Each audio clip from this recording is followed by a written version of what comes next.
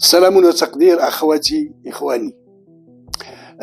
غير بان اليوم غنبعدو شويه على السياسويه، وهذا نخصو لواحد الحوار جميل ومثير في نفس الوقت بين اللغه الفصحى اللي كنعتبرها شخصيا غريبه عن النشأة الكلاميه ديالنا والدارجه المعبره عن نبضات الامه وعن كيان الامه. اكيد ان رجال اللغه ومعهم صناع الابداع الثقافي بلغه الضاد أكيد أنهم غادي سيمطرونني حال اطلاعهم على رأيي بشأن لغتنا العربية، سيمطرونني بأردل النعوت وأحقر الصفات بعد أن يمزقوا سلاح العروبة والذاكرة والهوية والإسلام. رأيي وإن أغضب هؤلاء هو أن اللغة العربية لغة أجنبية على المواطن المغربي، وإن لم تكن فهي على الأقل لغة غريبة بالنسبة لعامة الناس وحتى المثقفين. شحال من واحد باستطاعته الحديث بطلاقة باللغة الفصحى بدون ما يتردد في البحث عن شكل الكلمة، شكل العبارات اللي غادي يتلفظ بها بدلا من التركيز على فحوى الموضوع. وإذا كان مجال التخيل والتفكير، تخيل مرتبط باللغة والتفكير أيضا ومستوى التمكن منها، فشحال من المغاربة قادرين باش يأسسوا الأفكار ديالهم والخيال ديالهم دون التمسك بجذور اللغة الدارجة المتجذرة في أعماق الهوية ديالنا والمستنبتة من صميم البيئة ديال المغاربة. لا ينفع في شيء اخواتي اخواني تشبت الوهمي والتعصب الوهمي للغة العربية التي وخا تعبر في عمقها عن معتقداتنا كونها لغة القرآن الكريم، فهي تبقى غريبة على النشأة اللغوية المغربية، غريبة تداولا واستعمالا،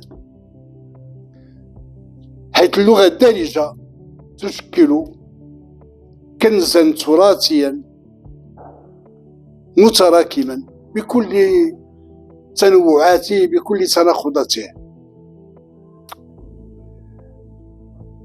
أنا الحجة ديالي فيما أقول هو كون البرامج الإذاعية والتلفزيونية المغربية سواء اجتماعية سياسية اقتصادية وحتى ثقافية كلها تبث باللغة الدارجة. وماشي عيب أن بعض الكتاب يلجؤون إلى سكب بعض المفردات من اللغة العامية في اللغة الفصحى، كتاب شعراء روائيين إعلاميين، باش يشكلوا شحنة معبرة بشكل أقوى عما يعتمد في نفوسهم. البعض يعتبر توظيف الدارجة هلاكا بطيئا للغة الفصحى، والبعض الآخر يرى فيها لمسة إبداعية تضيف جمالا لجوهر اللغة الفصحى. ومن هنا فإن التحاور بين الفصحى والدارجة ماشي المبرر ديالو هو أن الفصحى التركيبة ديالها معقدة صعبة النفاذ، والثانية الدارجة تتميز بإيقاعات نافذة، ماشي هكاك، ولكن باش يبينوا قوة نفاذ الدارجة في كيان مجتمع خلاق وترعرع في الأحضان ديالها. دليلي أيضا على ما أقول، اسمعوا معايا أخواتي إخواني، كيفاش اللغة العربية برأيي هي لغة غريبة عن النشأة الكلامية ديالنا. فاش بشرنا الدراسة في السن السادسة كانت الحصيلة ديالنا من مفردات اللغة العربية كانت قليلة جدا، لا تتعدى 1000 كلمة في أحسن الأحوال، كما صرح لي بذلك في دردشة غنية بالنسبة لي وكانت مفيدة ومثمرة جدا. عاد أنا كان بداياتي الأولى في الصحافة كصحفي محترف في وكالة المغرب العربي للأنباء.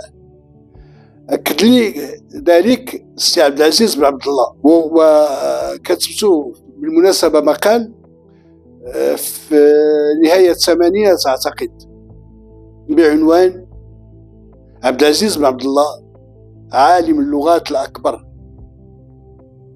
هو اللي أكد لي أن محصلة ديال التلاميذ في السن السادسة لا تتعدى 1000 كلمة. السي بن عبد الله هو لعلمكم هو عالم لغوي موسوعي كبير جدا وعملاق اللغات، عملاق اللغات. شغل منصب المدير المسؤول عن مكتب تنسيق التعريب بالرباط، حاصل على جائزة الاستحقاق الكبرى مع الوسام الذهبي لأكاديمية المملكة. انتخب هذا الرجل من طرف المعهد الدولي، المعهد العالمي البيوغرافي، كأول رجل بيوغرافي عالمي لسنوات 97 98 99 2000 2001. عنده السي عبد العزيز تغمده الله برحمته، عنده 37 معجم ب3 لغات: الإنجليزية الفرنسية العربية، حول العلوم والثقافة. عنده 10 مصنفات حول الفكر الإسلامي باللغة الفرنسية.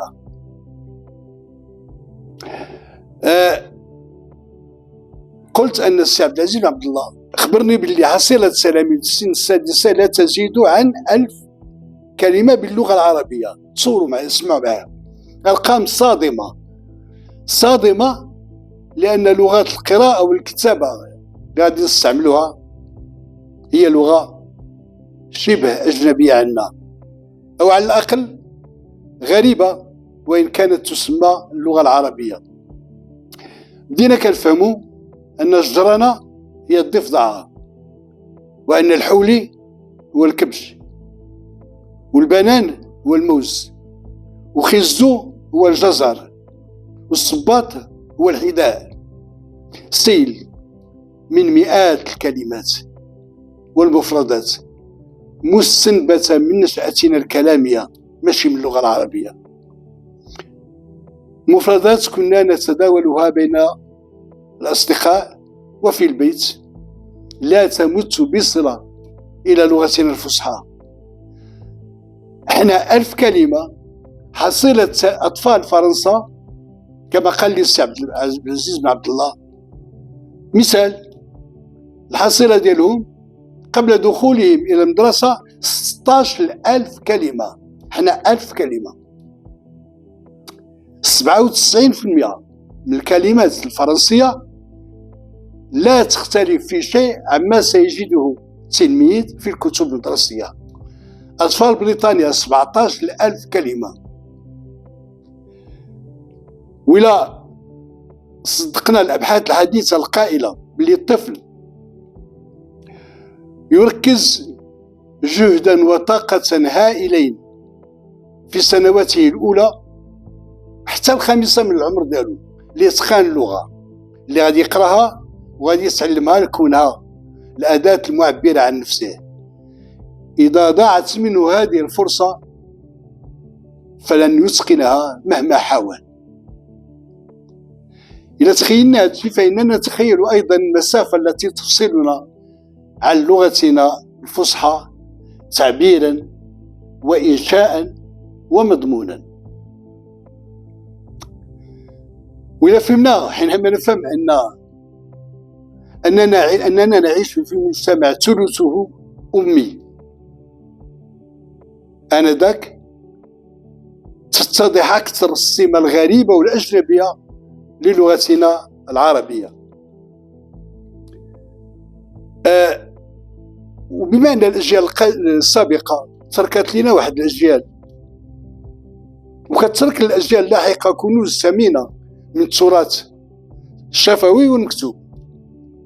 حنا فاش كنستحضروا رصيدنا من هذا التراث بصنوفه المختلفة، أقوال مأثورة، أسجال، أشعار، حكم إلى آخره، كنتبين أن معظم ما جاءنا هو باللغة الدارجة اللي شكلت على مر السنين جانبا مهما من أسلوب عيش الإنسان المغربي، من ملامحه، من قسماته، ومن معتقداته. قصيدة ملحون هي شعر عامي مكتوب بالدارجة المليئة بالمفردات العربية اللي كتعطيه شحنة جمالية أقوى. شوفوا معايا أخواتي إخواني، هاد الدارجة الملحونية أنا أهتم بفن الملحون وكتبت عنه الكثير، وأيضا طرب الآلة أو ما يسمى بالطرب الأندلسي، الطرب الأصيل. الكلمات الواردة في هذا الشعر كلمات رائعة راقية جدا. سمعوا معايا واحد الانقطاع: قلبي يا قلبي. شوفوا أن الكلمات تقريبا 90% عربية خالصة. قلبي يا قلبي توب وانتهى من الهوك والغيه، وعلم ما باقي من تعاشروا وتنصحوا وتنبهوا وتنهي على المعيوبة وكلام كيبغيه. عاد الصدق عاد عجوبة والخدعة تنبيه. الصمت كيقولوا العرب حكمة، نجدوه الناس القدمى. سكات عام حسن من كلمة بغير ندمة. واللي تبغي تعاشرو زين له فيما يدير، لا تصلح له معيوبة حالو يبقى ليه. بالفعل هذا هو زمننا اليوم، اللي تبغي تعاشرو زين له فيما يدير حالو يبقى ليه. كنستحضر هنا أخواتي إخواني واحد الصديق من سفيلات، بالضبط من قصر السوق الراشدية اللي كنسمى الراشدية اليوم. معروف أنه كنسميه أنا شخصيا أحسن لك النيت، زين له فيما يدير أحسن لك النيت. هذا الصديق مولاي علي كتقول له مثال دابا غادي نحيد عليا داك الموتور، الشتا دخلات البرد والشتا، غنحيد الموتور وغادي نبيعو صافي نتسنى منه. عرفتي كنوصل للخدمة فازق ما عندي ما ندير به. كيقول لك حسن لك النيت، ما عندك ما دير بالموتور بيع. واحد شويه كتفكر كتقول له ايوا انا بعتو دابا خصني نمراكب عاوتاني وفين طوبيس وكي غدير والطاكسي ما تلقاش، ولا الطوبيس الا دخلتي مزحوميه ما باليش داك المراكب هذاك غنخلي الموتور. وحسن لك النيت اش غتبيع في الموتور؟ بعتي حسن لك النيت، ما بعتيش حسن لك النيت زين له فيما يدير. هنا كلمات الملحون راقية جدا. كذلك الشعر العربي لغة امرؤ القيس، لغة المتنبي. فاش كتشوف الكلمات والمرأة كيفاش كان الشعر العربي: أين من عيني حبيب ساحر فيه عز وجلال وحياء، واثق الخطوة يمشي ملكا ظالم الحسن شهي الكبرياء. الكبرياء ماشي تكبر، كبرياء عزة النفس، أجمل ما عند الإنسان الكبرياء. هذه القصيدة كتقابلها قصيدة ديال ملحون أقوى تعبير وأكثر إجلالا وتقديرا للمرأة. عهدي بالشمس قبيل في السماء، الساعة نورها في رسامي، كصورة الآدمي والخليلة تضحك وتقول أنا الوزار فاطمة. النور كان في السماء، ساعة نورها في رسامي، في مكاني أنا في متواجد. ويزيد: عمولاتي خدي نفرشو بالشوق لدوك القدام، ونقول لك يا فاطمة اصطمي يا اللي داويتي اسمي، أمري بالعز وحكمي ولا تحشمي، نشوفك يا البهية قدامي، الرقيب بصروعامي والحسود في غفلة وانا معاك تحت خيام الليل المخيمة. شو على تقدير ولا إجلال. الدارجة الجديدة، الدارجة المغربية الجديدة. شوفوا المرأة كيفاش كتزاوج، ماشي التقدير، هي مسكينة كتزاوج. خويا عملني من حبابك، أنا جيت قاصدة بابك، وأخوي أخوي. في كل ما أنا شخصيا صادفتو من كتب حول الحكم الأمثال الشعبية المغربية، هو هاد الحكم اللي هي تعبير عفوي بليغ عن نبضات الأمة، ما عثرش سوى على قلة قليلة جدا من الأمثال المغربية الصرفة المنقولة باللغة العربية الفصحى. السبب ببساطة أن الأمثال المأثورة بحال الحكايات الشعبية اللي كنا قبل النوم نكون بها وجداننا كأطفال، ولا يمكن للفصحى آنذاك أن تنفذ في غربال الأذن المتعودة على الدارجة المنسابة، الدارجة المعبرة. أخواتي إخواني، أن تكون اللغة الفصحى حاضرة بشكل باهت في صلب المجتمع في النمط التعبيري ديالو، فهذا لا ينال في شيء من قوة هذه الأداة اللغة العربية اللي حملت لنا الإسلام ومن بثق عنه من إشعاع حضاري وثقافي. هذه اللغة اللي جسدت منذ أبعد العهود أفكارنا وأحاسيسنا، وهي اليوم مقوم ثابت من أهم مقومات كياننا ووجداننا. اللغة التي اعتبرها المستشرق الفرنسي ريجيس بلاشير أم اللغات وأقواها على الإطلاق. ريجيس بلاشير هذا لعلمكم هو واحد من كبار المستشرقين اللي عاش في المغرب واحد المدة، وكان هو المدير ديال معهد اللغات اللي كان في الرباط وتحول لكلية الأدب، وهو اللي ترجم القرآن. والترجمة ديالو للقرآن هي اللي معمولة بها اليوم في المغرب، ماشي في المغرب، في العالم كامل. في الأزهر في الجامعات الإسلامية الكبيرة هي اللغة هي الترجمة ديال ريجيس بلاشير. ماكسيم غاودينسون كان قال عليه: En traduisant le Coran, Régis Blacher a rendu toutes les traductions périmées, parce qu'il y a versé